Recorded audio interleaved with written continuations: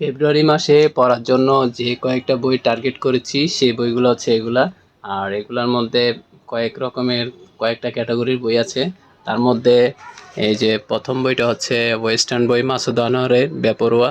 এটা প্রায় এতটুক পড়া হয়ে গেছে, তো এটা চলমান অবস্থায়, তাই টার্গেট করেছি এটা এই ফেব্রুয়ারির মধ্যে শেষ করব।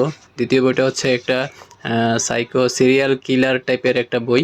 এটার প্রচ্ছদ দেখে বুঝতে পারছেন এটা একটু ইন্টারেস্টিং হবে। এটা হচ্ছে হুমায়ুন আহমেদের মৃন্ময়ী বইটা, তবে জানি না এটা কোন ক্যাটাগরির বা হিমু মিসির আলির বাইরেই হবে, সামাজিক বা মনস্তাত্ত্বিক কোনো একটা ক্যাটাগরি হবে বই।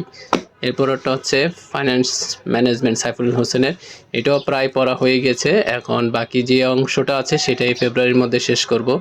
আর সর্বশেষ যে বইটা এটা হচ্ছে কেটে যাক অন্ধকার, বাপি খানের অন্ধকার ট্রিলজির সর্বশেষ বই, অর্থাৎ ট্রিলজির 3 নম্বর বই এটা।